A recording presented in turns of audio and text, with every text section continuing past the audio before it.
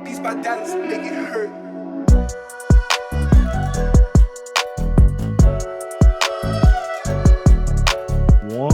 Welcome in to the Deep Cover Podcast. We're back. We've been away. Nothing new for loyal listeners, right, of the show. The most regular, irregular recording schedule in the game is how we do. But it's good to be back. It's good to be back with my guys, Chris and Carey.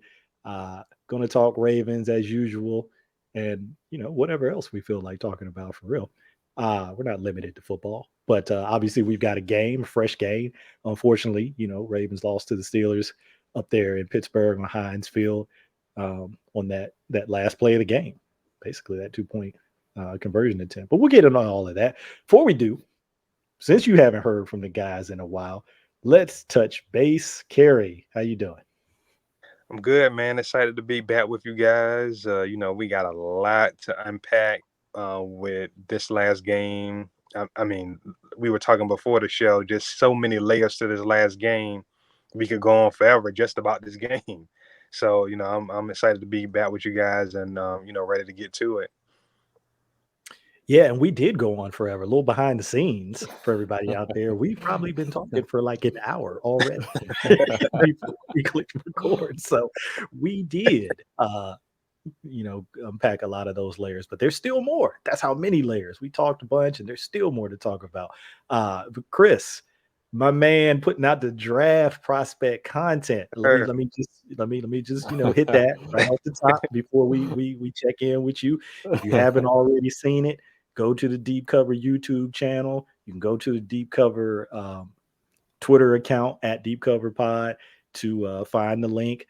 It's out there. Broke down a couple of players early on. I started watching it before we had to jump on. Got to see a little bit of my man Ike. I might get his name wrong. Big tackle at NC State. Is it NC State? Yeah, NC State. NC State. Charles Cross, who I had seen a little bit of even before at Mississippi State, like what he was doing. And you broke down several other guys. So definitely check that out because it's hot and it's just the beginning. But anyway. Now that I wanted to get that out there and let people know how you doing your thing right now. How you been, man? I'm doing well, man. It feels good to talk to people and not talk to myself into the computer anymore. I was kind of feeling like Tom Hanks and Castaway talking to Wilson. So it feels good to be back with my brothers and talking to you guys.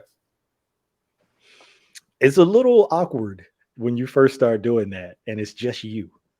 And you're just talking. Very awkward. I told you I was like Stanley Kubrick with the amount of takes that I was doing to start off with.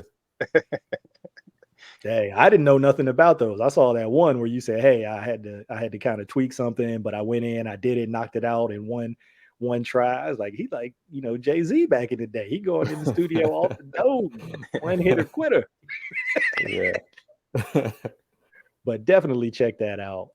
We know we got a lot of people who love the draft, love player evaluation. And I've said it here before. I'll say it again. I think these two gentlemen are some of the best minds out there when it comes to that, really when it comes to all things football, but definitely when it comes to looking at prospects, coming into the league. I could go down their list of players that they've been right about, but they're humble enough to also tell you about the ones they've missed on and share, kind of what they learned from that. So to me, that's always a sign of, a talented evaluator. Anybody can kind of, tout off, oh, I hit on this guy, I hit on that guy. But the people that are humble enough and open enough to say, hey, I missed on a couple too, and here's what I learned from that. That's what I like to see. So these guys do it. Check it out. For the record, I didn't miss on Tim Williams. The Ravens just didn't give him the right opportunity. Let him tell it. That's for darn sure. Let him tell it. Yeah. I got a long list. Perryman, Kamala Correa, Arthur Brown. Oh, damn. That's one everybody got wrong. Many more. I'll just throw those three off the top. And I learned something from each one of those. So, that's what I try to take away from those. No sense in beating yourself up over getting stuff wrong in anything in life. It is what it is. take what you can from it and try to keep moving forward with anything. So that's what I do. But anyway, let's talk about this Ravens Steelers game. Like we said, so many layers. But let's start, I think, with the thing that kind of was on a lot of people's minds because it was the last play of the game.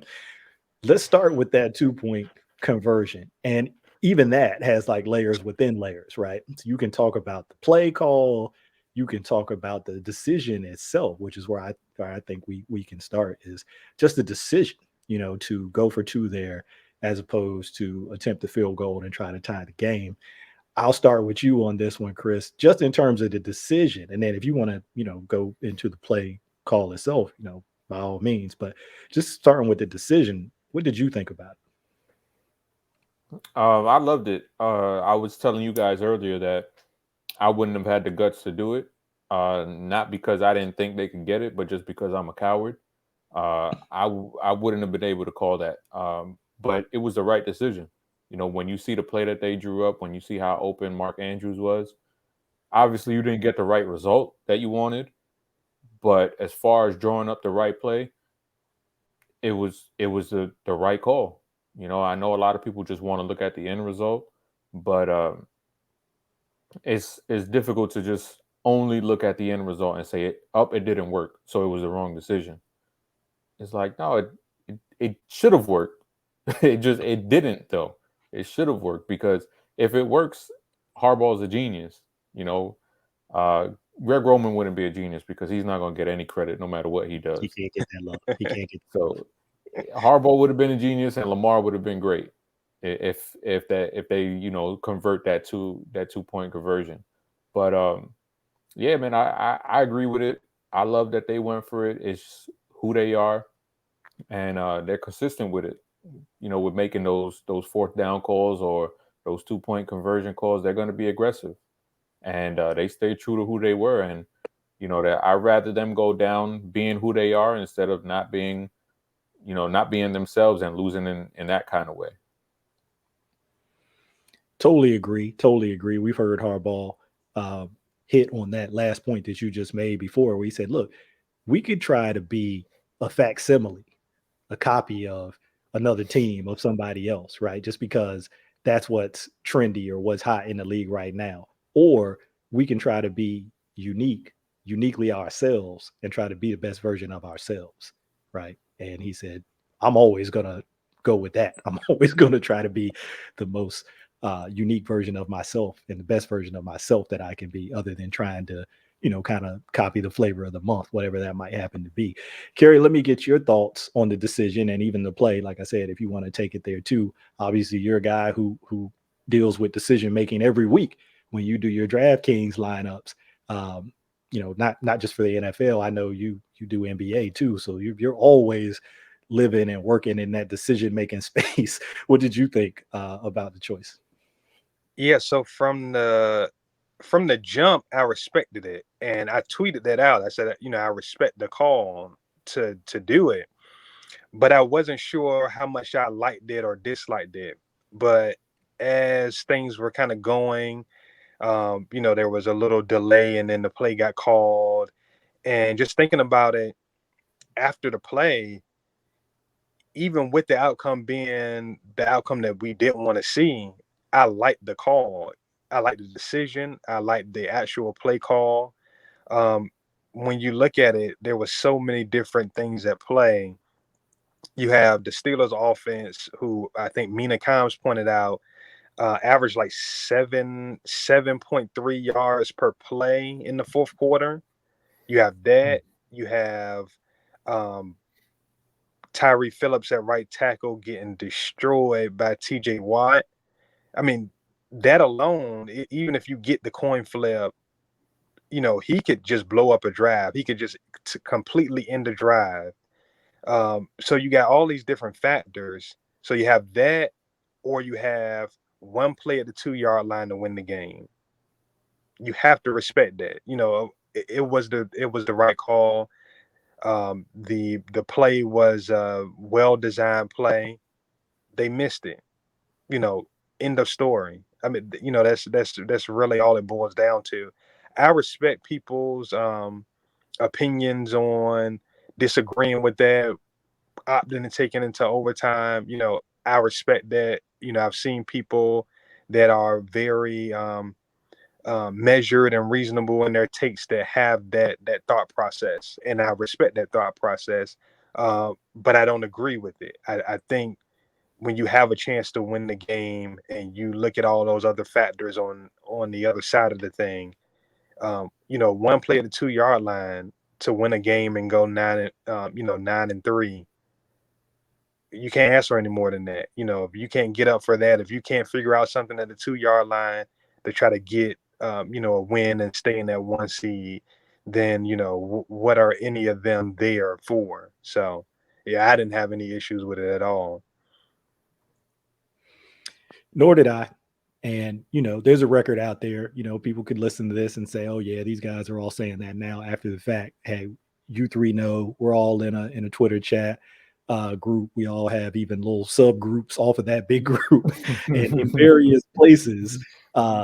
Each person, somebody was, not everybody in the group, but somebody was saying, like, right after Sammy Watkins caught that touchdown, like, they're going for 2. There was somebody who said it in each place. So, there were definitely people out there who felt like, that's what they were going to do. And that was the right call in their eyes. Like you said, I respect anybody who disagrees with that and feels like they should have kicked the field goal. We can feel differently about that and still, be respectful to each other about it. But, Harbaugh talked about on his, in his Monday presser, how he kind of had that in his mind during that last drive, that if we score, probably going to go for 2. He also talked about Marlon Humphrey's injury and how that, so there's multiple things that factor into that decision. He said, we basically were running out of corners at that point. And, you think about that prospect of tying that game and then, having to have your defense come back out there on that field. And, you don't have Marlon. Obviously, Tavon was on a pitch count in that game. Jimmy had been out there playing, but he's still working his way through an injury. Anthony Averett also, who've been on the injured list, the last couple of weeks, and, was kind of having an up and down game. And then just game flow. You talked about it, Carey, about, the yards per play in that fourth quarter. If you look at their 10 drives, the Steelers' 10 drives, so first quarter to third quarter, right? We're talking 6 drives: punt, punt, punt, field goal, punt, punt. 4 drives in the fourth quarter: touchdown, field goal, touchdown, in the game. They took a kneel down. So game flow had changed significantly in that fourth quarter. And, Harbs, I think, felt all of that, factored all those things into that decision. And like Chris and even you, Carey, mentioned too, it aligned with who they are philosophically as a team. And, to me, that was another reason why I was comfortable with it. You're playing to your character, to who you are, right? You're not stepping outside of who you are as a team or doing something that is kind of contrary to what your style is. They're aggressive, whether it's fourth down, whether it's 2 points, whether it's to win games, they play aggressively and they try to win games. So I didn't have an issue with it. I thought the play design was really well designed. And we talked before we started recording that, you got to give credit to the defense too. I mean, I know people hate doing that, especially when it's the Steelers, but, TJ Watt, credit him for, that rush and for making that a difficult throw, for Lamar. But you look at the play design, if you get man coverage down there, and that's pretty much what you're expecting in that situation. And you have Andrews, before the snap, a line on that left side. And then, you snap the ball and you kind of sneak him behind the line from left to right. And he leaks out in that right side. And those 2 receivers that were on the right side pre-snap, they're running into the end zone, but they're essentially running pick routes. They're essentially setting picks for him. Andrew's guy who was in coverage with him either has to chase him across the line, from left to right, and has got to run through that traffic in the middle of the field, or TJ Watt has got to peel off and cover him. If those 2 things don't happen, if that guy's not able to fight through traffic, if TJ Watt doesn't peel off, which he didn't, Andrews is open. Now, it's not going to be for long, but he's going to be open for, that briefest of moments to receive a pass, and that's going to be, a walk-in. There's not going to be anybody else there. But like I said, credit to Watt for rushing Lamar in a way. to contest that throw and just, make it that much more difficult. And it missed, you talk about game in inches, it missed by the fingertip, basically. Andrews was still able to kind of get a fingertip on that ball and tip it and try and tip it to himself. We've seen him make those kind of catches. So, you just got to tip your hat sometimes. And, you're looking for this standard of perfection that is not realistic and doesn't exist. Certainly doesn't exist in sports, really doesn't exist anywhere in life. And sometimes you just have to say, hey, you know what? We had a good call. They played it well. Credit to them. We're going to see them again in a few weeks. So, you have to just live with that sometimes. But let's stay on that game a little bit and maybe now talk a little bit about Lamar, because I think that's been the other big topic of conversation this week, really going back the last couple of weeks with, kind of just how he's playing, particularly in the passing game. 7 sacks in this game. Chris Wormley revenge game. I think we all knew that was coming. With 2.5. Did he have 2.5 or 3 sacks? I don't remember. But I think he might have had 3.5 or so, 3 or something like that. Couple of sacks in that game. And, there was, I don't know if it was Romo or Jim Nantz where they talked about, the conversation Mike Tomlin had with him before the game and said, hey, when a team trades you within the division, they're telling you what they think about you. So, Tomlin being the master of wordcraft that he is, that's all that needed to be said. Not that Tim Wormley, I'm thinking about Tim Williams. Not that Chris Wormley needed anything to be said to get up for playing his old team, but if there was any doubt in there at all, that sealed the deal. Like, hey man, they let you know what they think about you. What's up? What you gonna do? And we saw it.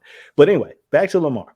So I'll start with you on this one, Carey, and we can look macro over the last few games because this has gone on for a couple of games now, or we can just focus on the Steelers game if you want. But people, you've seen it. I know both of you guys have seen it. People saying he's holding the ball too long, poor decisions in terms of interceptions at times.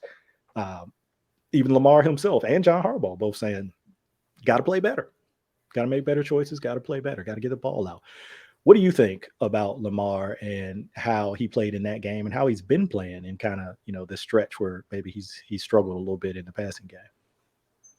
Yeah, so we had a conversation before we started recording, and I pointed out a stat that I saw, and basically just looking over the stat is season long, but looking over the last 4 games, just looking at how this offense has kind of struggled, haven't scored 20 points.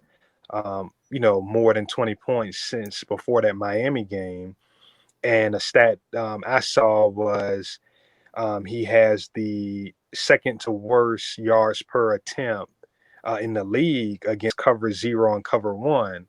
And so Mike, before the show, was nice enough to give me and Chris a lesson on, some of the things they were facing schematically and how not everything that people consider cover 0 is actually cover 0.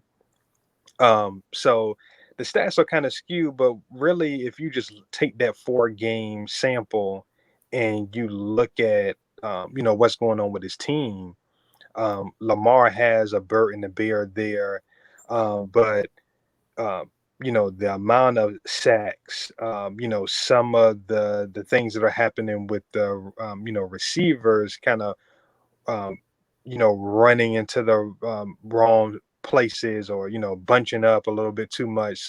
All of these things these are everybody's problems. These aren't just Greg Roman's problems. These aren't just Lamar Jackson's problems. John Harbaugh, whoever, these are everybody's problems. And, they have to get these things addressed. But one thing I'll say is, as it pertains to just Lamar, we talked about this a lot. He's a player that you don't want to bog down. He's a playmaker. You want him to be able to tap into that. But at the same time, he has to be able to take the routine play when the routine play is there for him. And so he has to be better about, checking down when it's time to check down, throwing the ball out of bounds when it's necessary, those kind of things. And I think he's just in a bit of a rut, right now that he's kind of got to work himself out of. I don't want to make excuses for him as a player, and I'm not even saying that this isn't necessarily the cause for this kind of struggle, but he does so well to, say the right things as far as the criticism that he gets.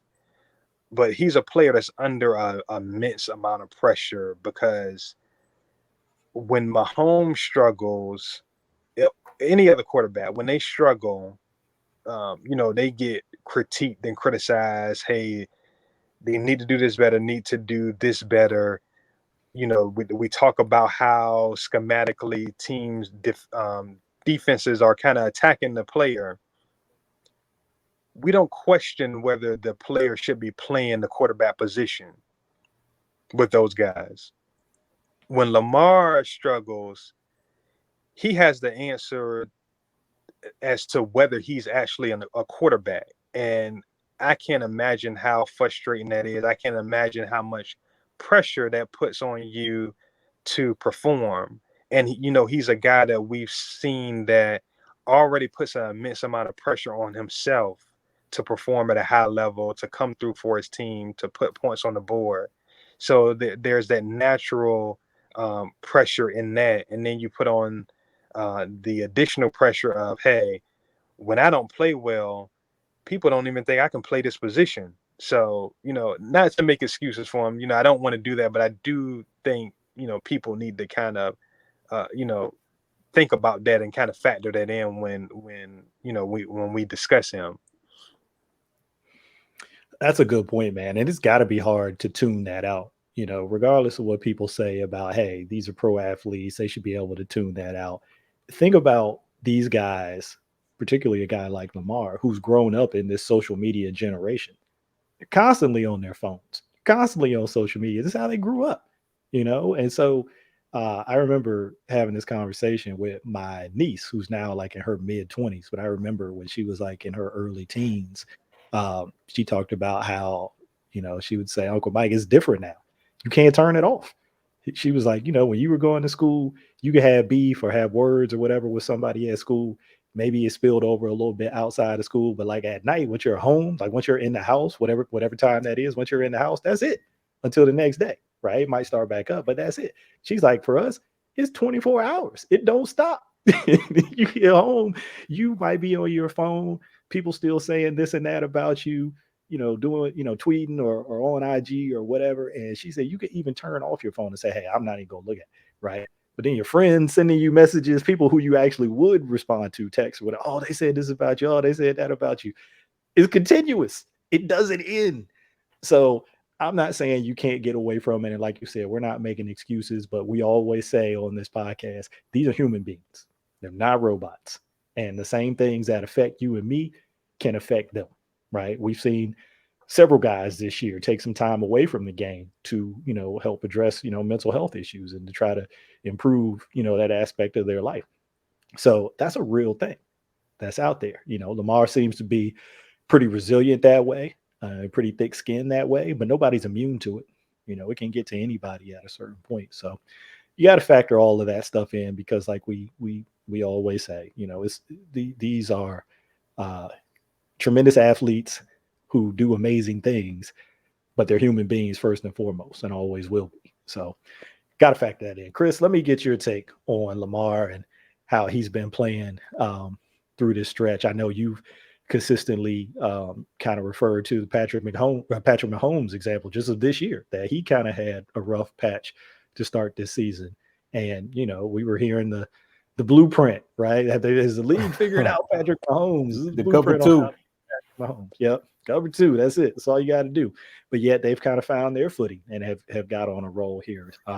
So just your thoughts on Lamar and these struggles are perceived or real. I mean, some of it's real, but just some of the stuff that he's been dealing with these last couple of games. Yeah, I mean, there's no sugarcoating it. Some of these throws and interceptions and some of the decisions that he's made and the sacks that he's taken, a lot of it has just been dreadful. And like Carey said, we're not trying to make any excuses for him, but when you see the deterioration of the offensive line and, you just see how uncomfortable he is, where he's bailing out of the pocket when he doesn't even have to. You know, that's a major problem. That's not because that's who he is, because he wasn't like that at Louisville. Louisville, he would navigate the pocket, stay in there, stand tall, and deliver throws down the field because he trusted the offensive line. We saw that in 2019. He trusted the offensive line, and he was able to make good decisions and not take these boneheaded sacks that he's been taking, or bail out of a clean pocket. You know, last year we kind of saw some of that with the revolving door they had at some positions on the offensive line. And this year it's been the same thing, where the offensive line has been a mess. And we're starting to see that stuff kind of creep in and maybe taking a toll on him. Physically, of course, too, but mentally as well. When you see him just leaving a clean pocket, that just means he does not trust the blockers that he has in front of him. Now, there are some things that it's just like, all right, Lamar, you know, you cannot do that. You know, I get the offensive line isn't good, but you can't take a sack, you know, on third down and take us out of field goal range. You cannot just toss a ball up in the end zone on a third down play and just hope somebody can make a play when you can just throw the ball away and we can kick a field goal, because you're taking points off the board for us now. You know, those things are inexcusable, and there's nothing that you can say to defend him when it comes to that. But as far as, you know, a big picture thing, I'm not worried about it. I think he will find his way out of this slump. It's like a basketball player. You know, they go through a shooting slump, and what do they say? Keep shooting. You know, that's how you're gonna get out of the slump. You're not gonna get out of the slump by not shooting anymore. You just got to keep shooting, and it'll come back. And like you said, Mike, we saw it with Patrick Mahomes. You know, he was figured out, and it's no coincidence that when he was going through his struggles, his offensive line was struggling, because that's a whole new unit that they have up front with those guys. And it took some time, because there's some young guys there. It took some time for them to gel. And now we see them gelling, and it's no coincidence that now that they're playing as one cohesive unit, now Patrick Mahomes' play picked up a lot as well, too. I don't think we'll get that as far as the offensive line is concerned with the Ravens. But I do think Lamar will be able to right the ship in these last 5 games, and definitely not be the player that he's been for these last few weeks. Totally agree with both of you guys. You know, so much of this is directly correlated to the offensive line. I mean, that is going to impact any quarterback. I don't care, you know, how talented you are and what kind of ability you have to make throws, extend plays. At some level, you've got to have sound protection. And when you don't, it's going to have a cumulative effect, right? Not only does it affect you on an individual play, it starts to speed you up in terms of processing, in terms of your decision making, in terms of your fundamentals, when you don't anticipate being protected. You know, it's natural. Again, we talked about being human. It's a natural reaction to that kind of situation. So that's always going to be a huge factor in this for me. And then the other parts, like you said, is squarely on Lamar. You know, some of that decision making, you know, that's about him. And, you know, he has to find that balance, or I should say, regain that balance. It's not like he's never had it. Obviously, he's had large stretches of play where he's played really well. So we know that he's had it, and we know that he knows how to strike that balance. But right now, you know, it's kind of off kilter. And so it's about trying to regain that balance between, hey, there are certainly times where we want your natural talent to take over and make a play, right? You don't ever want to coach the playmaker out of a guy like that. But there are also times where discretion has to be the better part of valor, and you have to make decisions that are going to preserve points. And, you know, Harbaugh always talks about winning football, right? And that's just basic fundamental stuff. And so, you know, make decisions that are going to allow us to play winning football. And he's done that, and we know he'll do it again. Just going through one of those stretches right now. That happens with all players at different points in their careers. And you just kind of have to grind your way through it, you know, and we all believe he will. I guess another thing on this game, probably several things. But another one that just came to my mind, because we kind of touched on the defense a little bit earlier. And, I hate bringing up injuries, but that's been a big thing this season, unfortunately. Marlon Humphrey, losing him for the season with a torn pec. I think Patrick McCarry is out for a few more weeks. I don't know if Harbaugh gave a more specific update than that on McCarry. But we can stay with the defense for a moment and Marlon Humphrey. I'll start with you on this, Chris. Obviously, that's a huge impact. I had to kind of check myself. It'd be stupid to say how big of an impact that is. Obviously, it's a huge impact. But how do you see the defense adjusting, with the loss of Marlon Humphrey? I mean, it sucks on multiple levels. Obviously on the field, the presence that he has, where he could, lock up on a team's best receiver, and more times than not, he'll be able to do a bang up job and really shut those guys down. And then on the other side, off the field, is like he's probably gonna have more time to let off some of those disgusting tweets that he puts out about his food opinions. So that's another sad side of the story. And now with him away, Anthony Averett becomes our number one cornerback. And literally the whole cornerback room is banged up. They're all injured, all of them. Anthony Averett's injured. Jimmy Smith, surprise, is injured. Tavon Young is injured. Chris Westry's injured. All of those guys are injured. So it is not looking good, man. It's not looking good. They got the guy, what's his name, Kayvon Seymour? Yeah. The corner and I think he was on the COVID list, right? Yeah, he was on the COVID list. So they signed another guy, Robert Jackson. Robert Jackson. He played a little in that Steelers game on special teams. Yeah, he got penalized, I think, on one play too. So it's gonna be tough sledding, and hopefully that front four they'll be able to create some pressure, because it's not going to be any prettier, than it's already been. You're down Marcus Peters, you're down Marlon Humphrey, you're down Deshaun Elliott. It's in a dire situation right now, and fortunately for them, they aren't. I still believe in Anthony Averett. I still think he's a solid cornerback in this league. He's obviously not Marlon Humphrey. He's obviously not Marcus Peters, but damn it, he's no Frank Walker. So we've seen this team in much worse situations over the years as far as the cornerback situation is concerned. So if he can stay healthy, if Tavon can stay healthy, and if Jimmy Smith can somehow miraculously stay healthy, and then a lot of people's darling for training camp, Chris Westry, a lot of people were screaming for him. So this is his time to shine. And hopefully it's when you're down your top two corners, the Ravens are in a pretty good position compared to most teams, because if most teams lost their top two corners, a lot of teams would just be dead in the water. But luckily, the Ravens, they have some depth there, and it's going to be put to the test.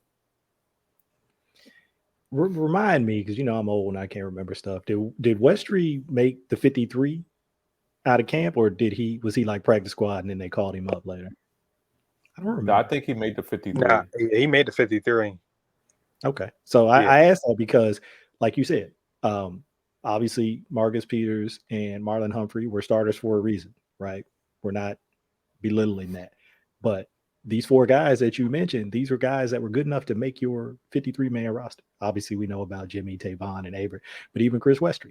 So to your point about we've seen it get worse, it ain't got to like some of these earlier seasons where it's like 2014, or maybe it was 2017, maybe it was both of those, where you're literally signing guys off the street to start. Mm-hmm.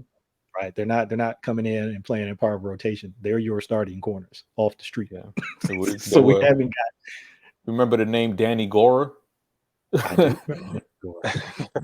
So it goes that deep, and a lot of people forget Chris Westry. He played quite a few snaps in that Raider game too. So it's not like he's just been chilling on the bench. Like, this is the guy that they wanted to put him in the mix and and get him out there, and they thought highly of to have him out there week 1.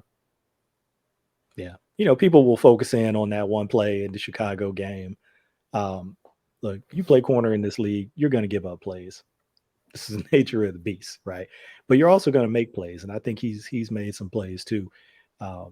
When he's had some opportunities. But Carey, let me get your thoughts on Marlon Humphrey injury and how you think the defense can adjust. And you've still got games to play. We talked about that before we click record. They're not going to cancel the season because you've lost both your starting corners, right? You still got to play games. So these guys, you got to get them ready to play, and you got to go out there and compete. So what's your opinion? Yeah, I'm glad Chris pointed out just how much better a situation they are in to kind of absorb this compared to maybe some other teams. I mean, you look at it, they lost their top 2 corners.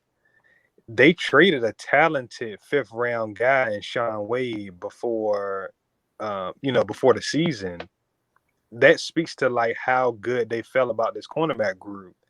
So for them to be able to, lose both guys, starters, talented guys, and still be able to have, a veteran like Jimmy, a talented guy in AA, another talented guy in Westry, to have a guy in Tavon who has played well enough to, to get a high dollar slot corner, contract extension at one point. It just speaks to the depth that they have. And, Mike, I'm glad you made the comment about if you play corner in this league long enough, you're going to give up some plays.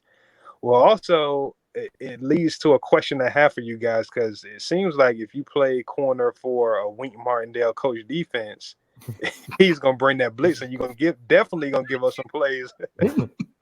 So it's going to be interesting to see how things shift, with Marlon now down, if we see kind of some things dialed back. And, Mike, you actually kind of pointed out how we saw some things get dialed back in that Pittsburgh game, later in that game. So I think more than anything, I'm looking to see how they approach things schematically going forward with Marlon out. And if we see, more of the 2 high safety looks and a little bit less aggression, but how they mix that in and they're able to still, be themselves, be that aggressive Ravens defense we're used to seeing, how they kind of strike that balance. Yeah, I got to give credit to my guy, Denard Melton. The Fire Zone show, we'll be recording Thursday. Should have an episode out Friday. But he mentioned that he and I were talking about something in a chat, and he was like, maybe they'll play more zone now, and try to simplify some things for some younger guys like Westry. And he even mentioned Brandon Stevens. He said, hey, don't forget, he's got that ability to play some corner, maybe more in the slot than outside, even though he played some outside corner at SMU. This is the NFL. But he gives you that flexibility where maybe he can give you some snaps at corner inside. And then, our guy, Geno Stone, who's been playing more over the last couple of weeks since Deshaun Elliott was injured, might play even more, might play an even larger role if they decide to move Brandon Stevens around. I didn't even think of that. Yeah, because Tavon, he played in the Steelers game, but like I said, if you go back and look at his snap count, I forget what the actual number was. It was pretty low, but I think I'm just assuming because of how low that it was either he was on a snap count. I'm going to say not either. I'm going to say he was on a snap count because I think Pittsburgh was in 11 personnel enough where you'd expect your nickel to be out there a little bit more than what he was. So I think he was probably still on a bit of a pitch count coming off of his injury. Let's see. Tavon. Yeah. Oh, wow. Yeah. That was way fewer than I expected. That was 8 snaps, 13% of the snaps out of a total of 60 defensive snaps. So that was way lower than I thought. So they might have to do that if they kind of have to continue to manage Tavon's snaps with whatever injury he's working through. You might need to have Brandon Stevens play in the slot a little bit, which he did earlier when Deshaun Elliott was healthy and both, Deshaun and Chuck were back at safety. He mixed in the slot at times. So, you do have that flexibility as well. So like you said, it's not ideal. You certainly would prefer to still have Marlon Humphrey in there. But this is what it is. And you probably are as well positioned as you could be to lose an all-pro type corner at this point in the season when you already lost your other all-pro type corner before the season. Mm-hmm. This is probably about as well positioned as you could be in terms of depth. Jimmy Smith, obviously a veteran guy. We just mentioned Tavon, a veteran guy. Double A, a younger veteran type guy, but still, he kind of fits in that young vet category. This is what, his fourth year in the league. He's going to be a free agent. Yeah, so fits in that young vet category. Chris Westry, a young guy. Brandon, his second year in the league. He was with the Cowboys last year. And then, Brandon Stevens has played a ton as a rookie. They've needed him to, but even before they needed him to, he was getting snaps. So, we'll see. I skew probably more the other way than a lot of people.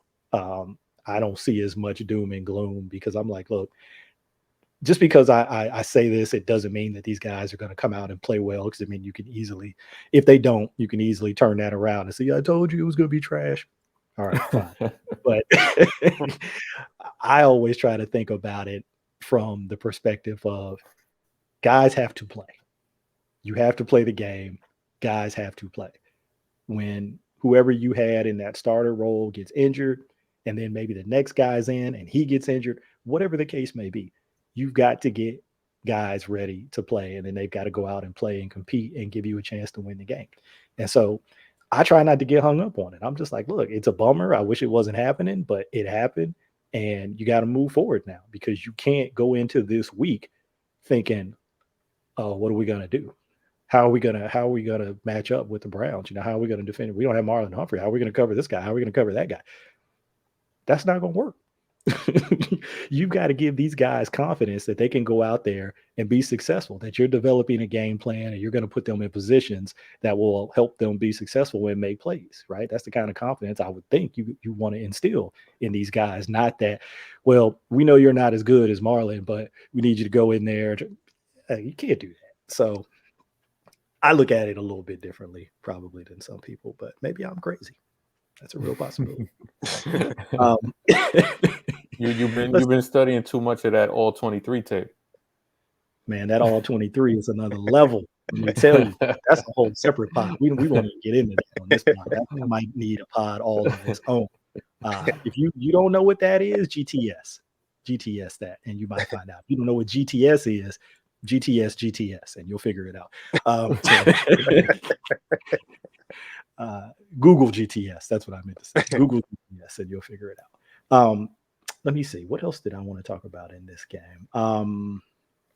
Run game, and then we'll see where else we want to go from there. I thought that they showed some things in the run game, particularly in the first half. Obviously, it bogged down a little bit in the second half. But we saw some new wrinkles. You really see new wrinkles every week. I'm still charting the run game, and it's been this way going back to when Roman took over as offensive coordinator. If he has a strength as an offensive coordinator, it's run game design. And he adds new game plan specific wrinkles every week. We saw the nice little play to Devontae Freeman with the end around action from Duvernay, and they came back with Freeman in the counter. Beautifully designed play, very well blocked. I showed it. I think I tweeted it out earlier today. Of course, I had people saying, "Oh, if that's JK, that's to the house." Hey. Listen, we're not going to do that. We're not going to do that, okay? Because that's just not even a realistic conversation at this point.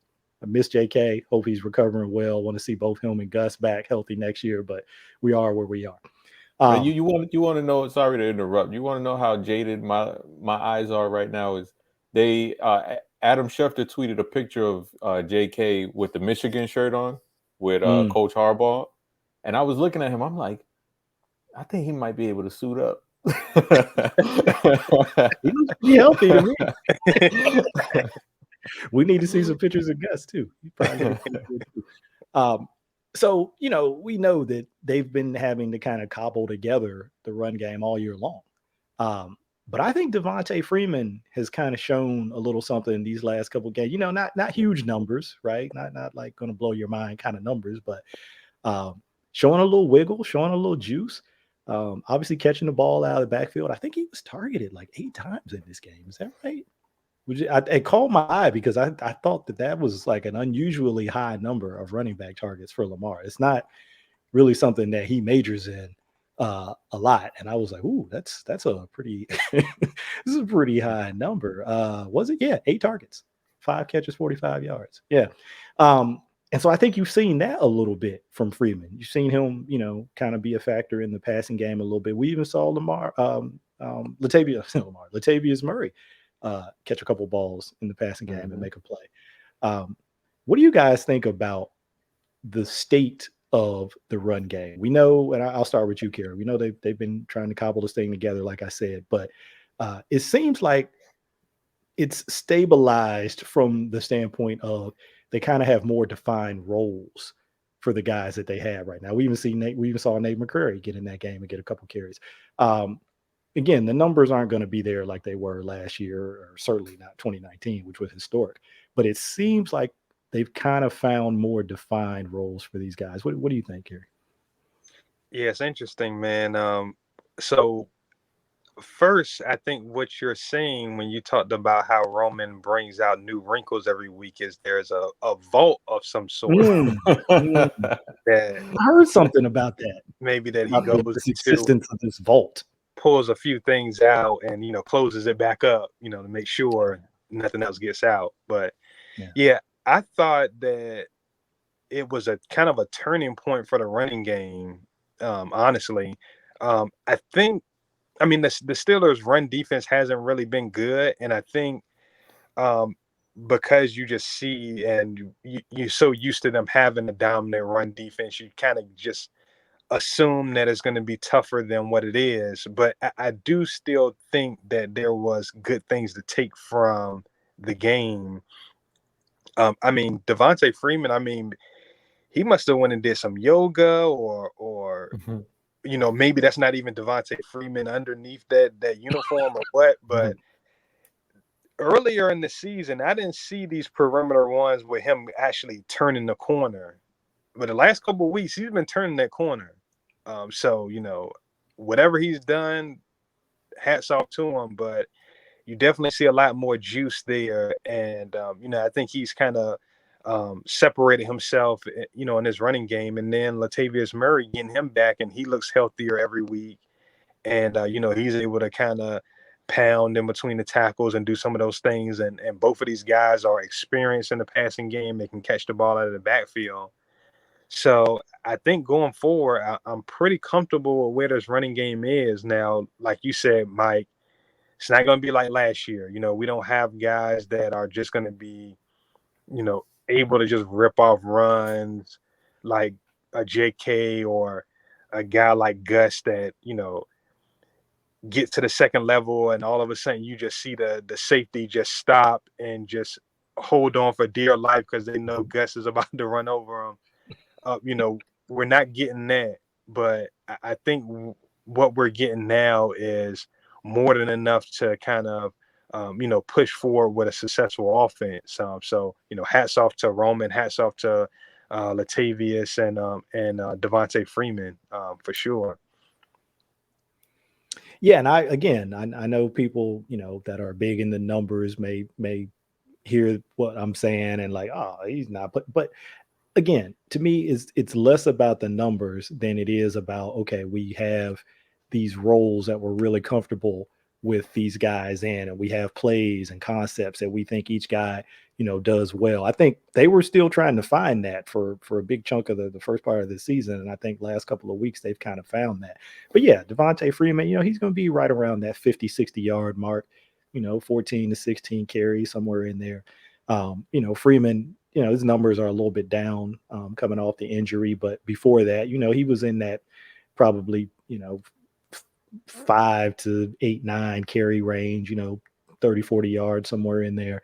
And then Nate McCrary, still a little bit of an unknown because this was his first game action with the Ravens. Didn't get a ton of work, like I said, only 2 carries.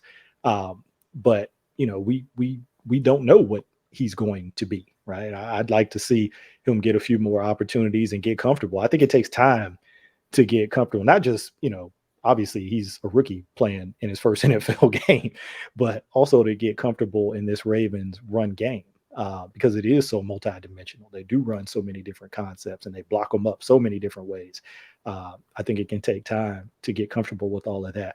But Chris, what do you think about the run game? Again, not going to be what we've been accustomed to, but I think that they've kind of slotted themselves in to some grooves in terms of what guys are doing. And I like that stability. I think that's a good thing. What about you? Yeah, I do too. That the hot hand approach that they were trying to go with, where they're just shuffling guys in different series and different plays. It was just, there's no way your running backs can get into a groove like that, especially new guys that are trying to figure out, the offensive line and just the timing and their rhythm of everything. That's not going to work. Now we're seeing Devontae Freeman. He's, been the guy for a few weeks now. And like Carey said, you see him, he's comfortable now. And he kind of has some juice to him now. And I feel like that approach is the way to go.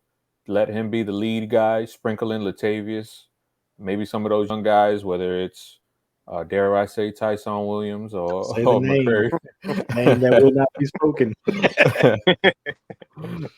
Whether it's one of those 2 young guys, I do feel like Freeman has been the best back, and you, like you said, Mike, the stats they don't look like anything when you just box score scout, but when you watch the game, he's ripping off some impressive runs and some really tough yards where other backs they won't be able to get what he's getting. Now, I'm not talking about the upper echelon of backs like, a J.K. Dobbins or Gus Edwards. I'm just talking about a regular average running back. He's able to squeeze out yards that other backs won't, they just can't do because his vision, that's just something he'll always have. The vision is always there. And his ability to find those small creases to get those last 2 or 3 yards on a drive where most guys will just get tackled. That's an ability that you don't see in the stat sheet. So just the smarts that he brings as far as just being a running back and be able to find those holes, I do think they found something with him, and I think they can get the run game sort of on track now with him there. Yeah, and he still got some sauce in the hole too, man. Some of them cuts that he's making on dudes in the hole. I mean, people aren't laying a hand on him on some of those cuts. And for a guy who's been doing it as long as he's been doing it, that's still impressive to me. But yeah, I think he has gotten comfortable, and I think that's why. Just my opinion. I think that's why you're seeing a little bit more of that juice because he's not having to think as much. It's not about processing. Okay, well, what is this play? And, how do I read this block? How is this guy going to block it? How do I set this up? He's developed a little bit more of that level of comfort and that little bit, better rhythm with the plays and with the designs and his blockers. So I think, you're starting to see that ability that he still has kind of come to the forefront now. So I've been encouraged with it. Unfortunately, it kind of was bottled up in the second half of that Steelers game, and you'd like to see it, kind of keep going the way it was going in the first half, but that's been part of that up and down kind of roller coaster ride that they've had with the run game this year. But when you have Lamar, you're always going to have an opportunity to have a pretty successful run game. I mean, they're still 3rd in the league in yards, which is crazy to me. And I know he plays a big part in that, obviously, with the rushing yards that he brings to the table. But even with your quarterback being as dynamic a runner as Lamar is, when you look at what they lost in JK and Gus, just from a talent standpoint, it's still pretty impressive to me that they are where they are in terms of a rushing offense. But, like I said, Lamar is the tide that lifts all boats. So it's pretty nice to have that. Was there anything else that we wanted to touch on? I think I checked off all of the stuff that I had written down that we talked about before we started recording. Either one of you guys got anything else you want to hit on?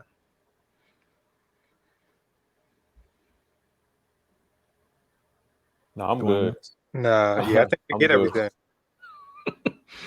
That's all that I can think of. I guess if we want to just do this as we wrap up a little bit, just kind of get your initial thoughts. I know we're still early in the week; it's only Tuesday, but pretty quick rematch with the Browns. Just played them, the week before the Steelers game, and now going up to their place to play them again. That game back Sunday Night Football in M&T was it really kind of caught me off guard from the Browns offensive standpoint. I really expected them to run the ball more. I didn't know necessarily, how it was going to play out with Calais being out. I thought it was going to be a challenge for sure, and the Browns might have some more success just in terms of yardage. But I'm just talking about attempts. I just thought they would attempt more runs, and they that really kind of surprised me that they got away from that. And I think that played into the Ravens' hands. Now the Ravens also, when they did run, and this might be why they didn't attempt more, the Ravens shut it down. So that might be why they didn't attempt more, because they weren't having very much success with it. I mean, I think they had a couple of runs, maybe 7, 8, 9-yarder here or there. And when I'm talking about a couple, I'm talking about 2 or 3. And outside of that, it was pretty much nothing.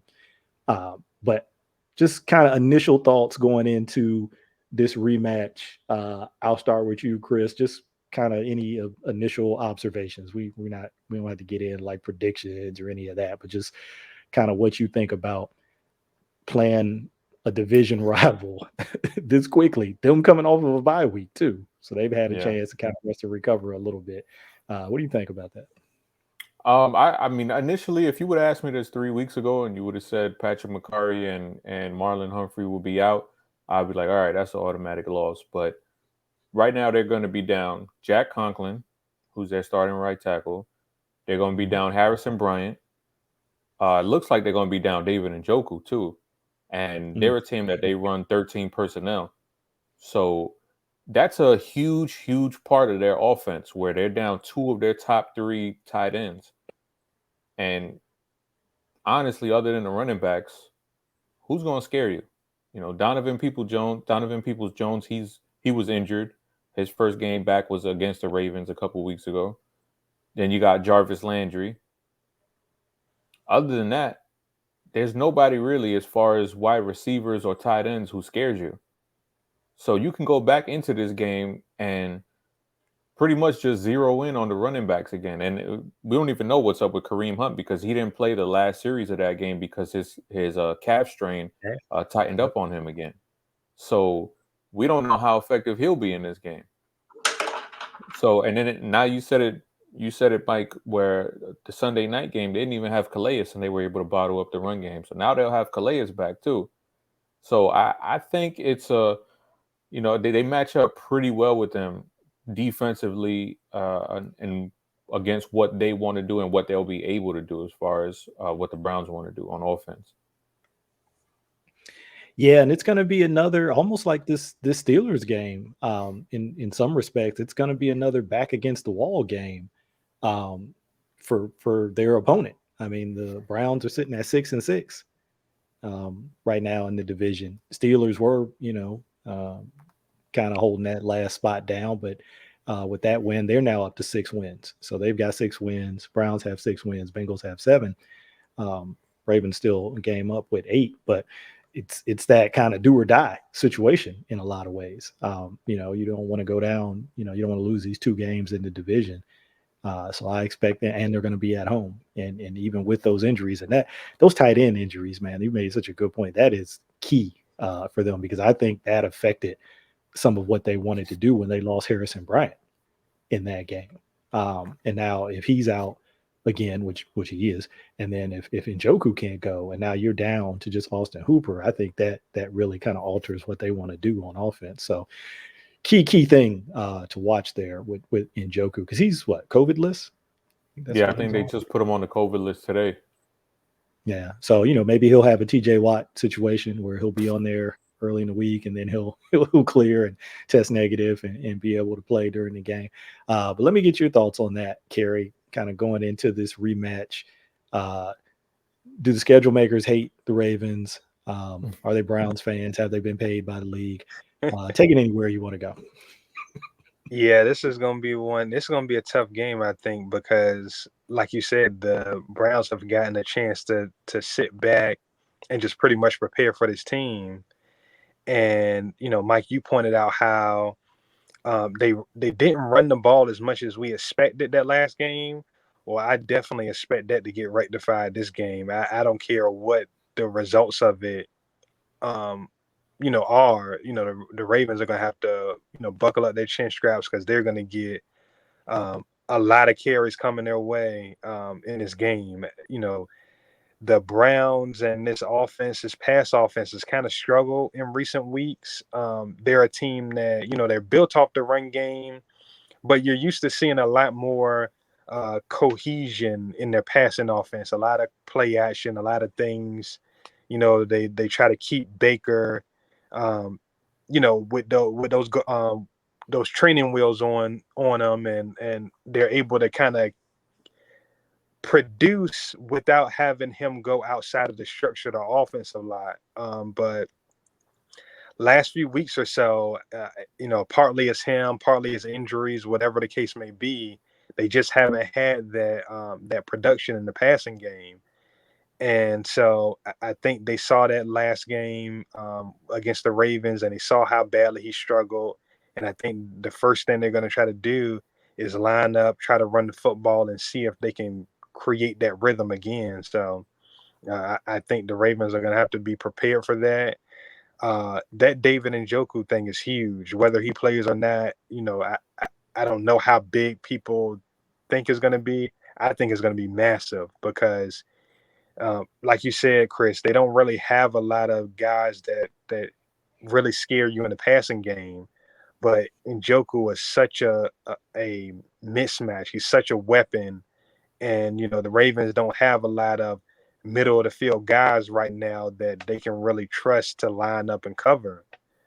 So, taking a mismatch like him out, out of the equation would be huge, for the Ravens and some of the things they're going to have to do going forward with Marlon out and some of the adjustments they're going to have to make. So just what happens with Njoku, and can the Ravens, stand up to this running game are going to be the two key factors for me going into it. Yeah, it's going to be a battle. And just to give you a reminder of how impressive that defensive performance was against their run game, because I had to look it up. Kareem Hunt, 7 for 20, no touchdowns. Nick Chubb, 8 for 16, no touchdowns. So those guys, 15 carries for 36 yards between the two of those guys. And if it's not the best 1-2 punch in terms of running back in the league, it's among the best. And so to hold them down in that way was really impressive. And really, it was Jarvis. 10 targets, 6 catches for 111 yards. He was the guy that really did a lot of the damage. I know Njoku got the touchdown, which really wasn't a touchdown, but we'll leave that. It was really, Jarvis that kind of, hit him for some yardage in that game. But I think what they mostly did well in that game was, they gave up some plays in the passing game, but they got guys on the ground. That's something me and Denard has talked about a lot throughout this year from a defensive perspective. Hey, you're going to give up plays. You'd like not to have some of those busts that they've had, but if you can tackle the ball, right, those plays don't turn into touchdowns. They can be long. Maybe it's a 20, 30, 40 yarder, but if it doesn't turn into a touchdown and you can get the guy on the ground and line up and play another snap of defense, you still got a chance to keep points off the board or at least limit them to a field goal. And they did a really good job of that in that Browns game. It was the Njoku touchdown, and then I think there was maybe 1 or 2 Browns field goals. What was it? It was 1. Yeah, it was the Njoku touchdown, and then Chase McLaughlin field goal, and that was it. So if you can play defense that way, you got an opportunity to stay in games and help, have your offense put up some points when they're on the field and give you a chance to win. So I'm looking forward to it. Should be another good game. Going to be very interesting down the stretch here. Ravens, no real easy games going down the stretch. You got the Browns again, you got the Bengals again, you got the Steelers again, you got the Packers in there, you got the Rams in there. So, it ain't no cakewalk. For them to not only win this division, but hopefully get in, to the tournament, playoffs. They're gonna have to take it. Nobody's giving you anything off of that schedule. You're gonna have to go in there and take that. So it's gonna be exciting. Always is. And it just reminds me just to appreciate football, man, because we're coming down to the end and it feels like, we still got, 4 or 5 weeks, whatever. It goes so fast. Then you're into the playoffs and you're into the Super Bowl, and then that's it. Now you're in the draft season, free agency, all of that. And, you don't see games again for a long time. So I'm appreciating all these games. Obviously, I want them to win, but win, lose, or draw, I'm appreciative for these games because we're in the back 9 of this season, and it's going to be over before you know it. But I guess with that, we'll go ahead and close this thing out. As always, thanks for listening. Download, subscribe, like, tweet, retweet. Tell a friend to tell a friend, all of that good stuff. We appreciate you. And we'll be back at you, win. Hey, just keep listening, keep your ear to the streets, and we'll be there. Until next time, y'all be good. These my dance make it hurt.